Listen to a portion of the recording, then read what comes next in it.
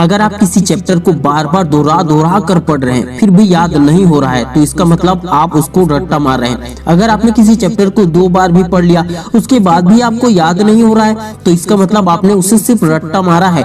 अगर आप एग्जाम देने बैठे हैं और देखते हैं कि क्वेश्चन पेपर में वही क्वेश्चन आया है जिसको मैंने पढ़ाई की थी पर अफसोस उसका आंसर ठीक से याद नहीं आ रहा है तो इसका मतलब भी यही हुआ कि आपने ठीक से याद करने के बजाय सिर्फ रट्टा मारा था।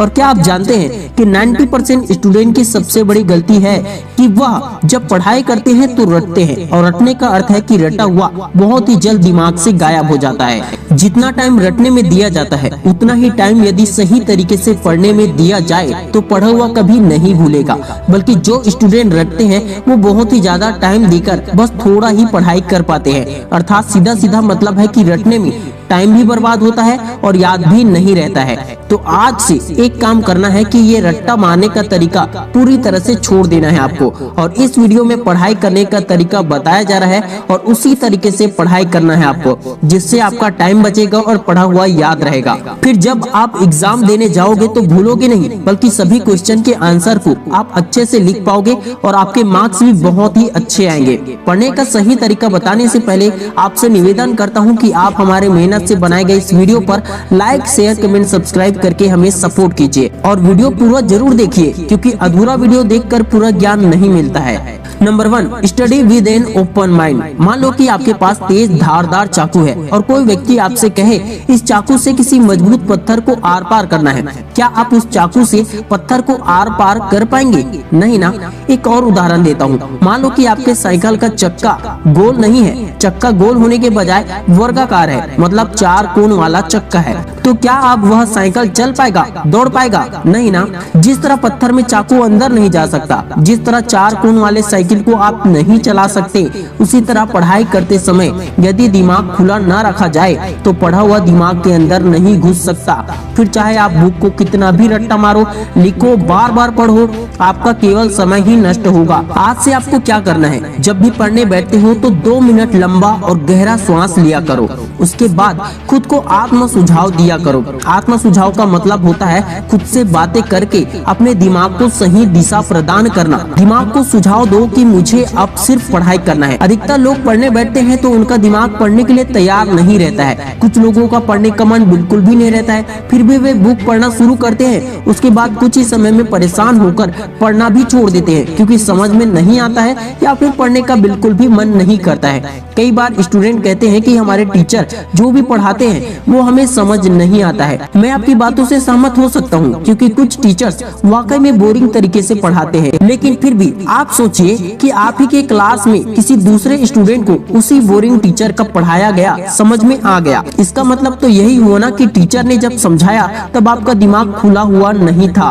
अक्सर लोगों को ये गलतफहमी होती है कि टीचर हमें कुछ समझाते हैं या हम किसी को कुछ समझाते हैं। सच तो ये है कि जब तक सामने वाला व्यक्ति समझने के लिए अपने दिमाग को खोलता नहीं है तब तक उसे कोई भी नहीं समझा सकता। आप यदि बड़े बुजुर्गों को किसी बात को समझाने जाएंगे तो बड़ों का कहना होगा कि आज के बच्चे हमें समझा रहे हैं, पर यदि वाकई में किसी का दिमाग खुला रहेगा जो समझने के लिए तैयार रहेगा तो वह पहले आपकी बातों को ध्यान से सुनेगा और समझेगा, उसके बाद ही वह सोच समझकर बोलेगा। इतिहास उठाकर देख लो, रावण, कंस, दुर्योधन, इन सभी को स्वयं भगवान ने समझाया था, लेकिन इनमें से कोई भी नहीं समझा क्योंकि खुले दिमाग में कुछ भी भरो आसानी से बैठ जाता है, लेकिन बंद दिमाग में छोटी और आसान बातें भी नहीं बैठती है। इसलिए जब भी पढ़ने बैठो दिमाग को खुला रखो, तब दिमाग भी उस चीज को आसानी से ग्रहण करेगा।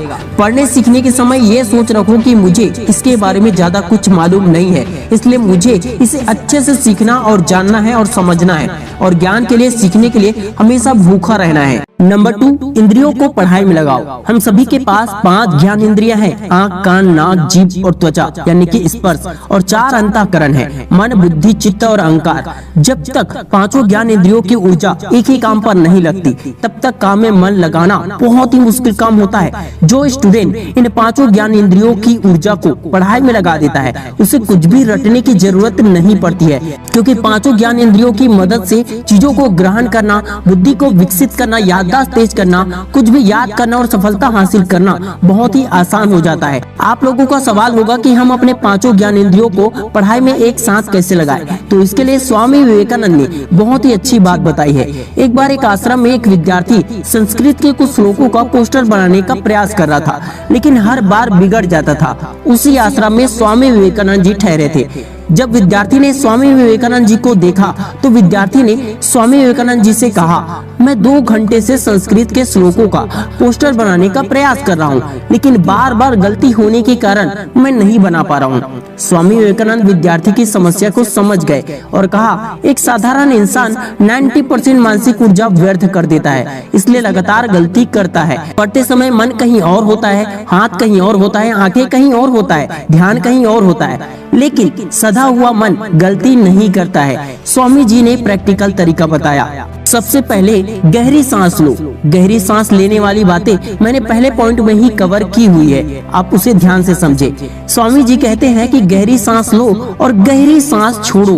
मन को काम और खेल दोनों से हटाकर सांस पर ले आओ।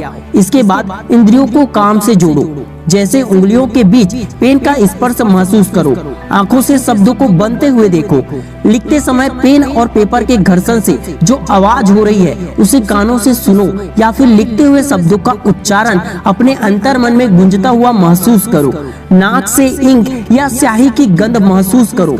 इसके बाद पढ़ाई के साथ एक हो जाओ। इंद्रियों को काम से जोड़ने से तुम्हारा कंसंट्रेशन इतना बढ़ जाएगा कि तुम पढ़ाई के साथ, किताबों के साथ एक हो जाओगे, यानी तुम काम में खो जाओगे। तुम्हें समय का पता भी नहीं चलेगा। ये करने के बाद दोबारा ध्यान लगाओ। अगर बीच में मन भटके तो आपको कोई चिंता नहीं करनी है। दोबारा दृढ़ निश्चय करो और दोबारा ध्यान लगाओ। बिल्कुल इसी प्रक्रिया से दोबारा करो।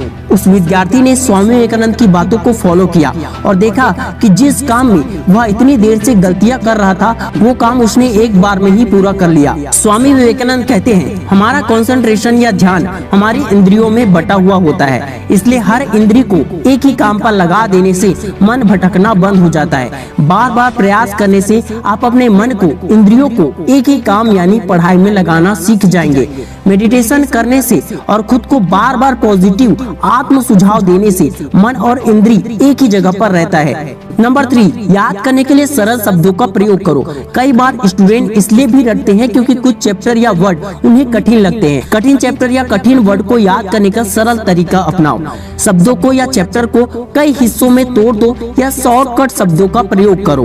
नंबर 4, स्पिरिट का प्रयोग रिवीजन में करो। कई बार लोगों को गलतफहमी हो जाती है कि वो बार बार पढ़ाई कर रहे हैं, बार बार रटने में लगे हुए हैं, इसका मतलब वे रिवीजन कर रहे हैं। जबकि रिवीजन करने का और प्रैक्टिस करने का सही और असली मतलब तब सिद्ध होता है जब कोई विद्यार्थी अपनी पिछली गलती अगली बार ना दोहराए, जब हर बार की प्रैक्टिस में इम्प्रूवमेंट दिखाई दे।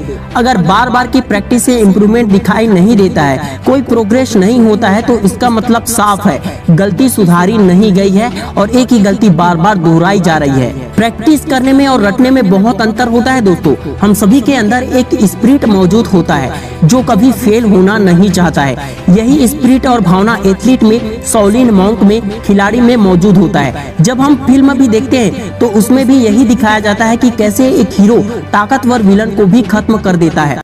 हर एथलीट और खिलाड़ी इतनी प्रैक्टिस करता है कि उसके मन में भी हार जैसे शब्द कभी आए ही ना और वो अपनी हर कमी गलती को सुधार सके। अगर वो कभी एक खेल हार भी जाए तो दूसरी बार दोगुने जोश के साथ मेहनत करता है, गलती सुधारता है और जीत हासिल करता है। इन सभी एग्जाम्पल की तरह ही यदि आप अपने साहस से, अपने अंदर मौजूद स्पिरिट से लगातार बार बार प्रैक्टिस करेंगे और हर बार अपनी गलती सुधार कर दूसरी बार उसमें सुधार करके पढ़ाई करेंगे तो पढ़ना और पढ़ा हुआ याद रखना बहुत ही ज्यादा आसान हो जाएगा और आपको बार बार रटना नहीं पड़ेगा। Number 5, to be curious not judgemental. पढ़ाई की बुराई करना या किताबों में सवालों में टीचर्स में कमी गलती निकालना आसान है, लेकिन जिज्ञासु बनकर हर एक चीज के लिए जानना, सीखना, समझना ये मुश्किल काम है। जिसके अंदर जिज्ञासा होती है वो बारीक से बारीक चीजों को जानने की, समझने की कोशिश करता है, जिसके कारण उसका ज्ञान बहुत गहराई तक बढ़ता है। डीप से डीप जाकर बारीक बारीक पॉइंट को समझता है और जिसे बारीक से बारीक पॉइंट समझ में आ गया हो उसे 1% भी रटने की, याद करने की जरूरत नहीं पड़ती है, क्योंकि जिज्ञासु होने का मतलब आप हर चीज को जानने के लिए एक्साइटेड है, पढ़ने सीखने में इंटरेस्टेड है और आप उसे खुशी खुशी कर सकते हैं। दोस्तों जल्दी से एक बार सभी पॉइंट को अच्छे से रिवाइज कर लेते हैं। इस वीडियो